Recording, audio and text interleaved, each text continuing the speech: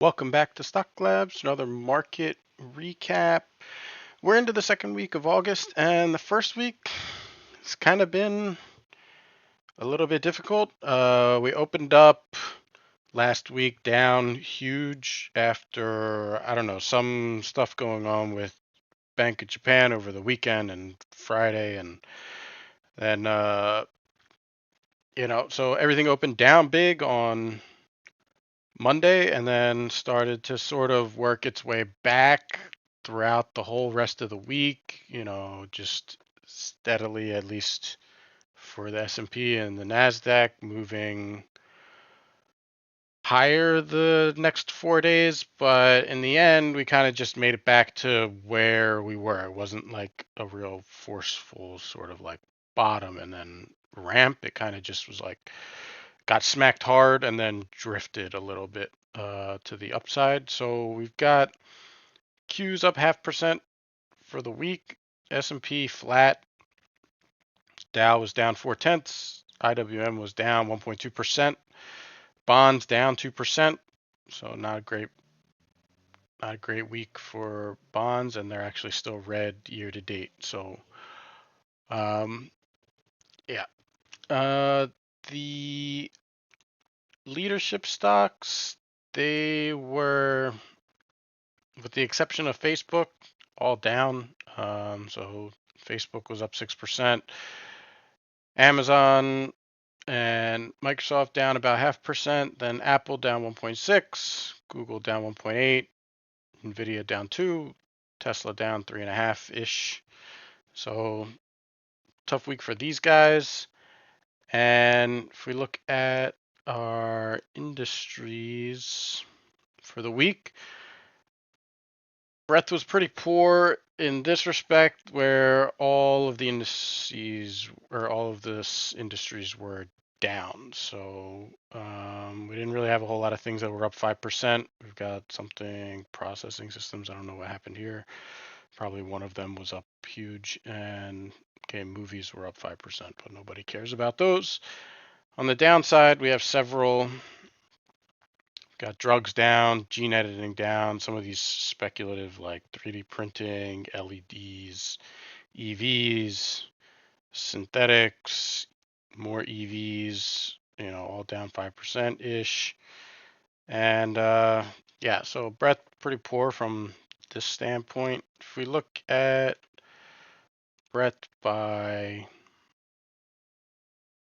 market cap, so we've got our 1 to 5 billion cap stocks down 9/10, a little bit better than the Russell actually. 5 to 10 billion up 7/10, so that's actually decent. And 10 to 50 billion up 4/10, it's okay, kind of in line with the Nasdaq. Mega caps 50 to 100 billion up almost 1.2%, so that was a pretty good week for them. And Terra caps 100 billion plus up 7/10, so that was a pretty good week for those ones too. Based on this, more or less the 50 billion and up range did pretty well. The indices were kind of hampered by those leadership stocks, not really on the whole participating that much, at least when you look at the week overall. And yeah, so if we look at the coming week, we've got inverse VIX is bullish, Bitcoin is bullish, Microsoft bullish, and bear China is bullish. I mean, not really a whole lot to go off here. Kind of a limited list this week, as it has been for a while with the choppier action in the market. On the downside, Nvidia bear, ETF is bear, so bullish Nvidia. We've got bear oil and gas producers is bearish, so bullish oil and gas. Cannabis is bearish.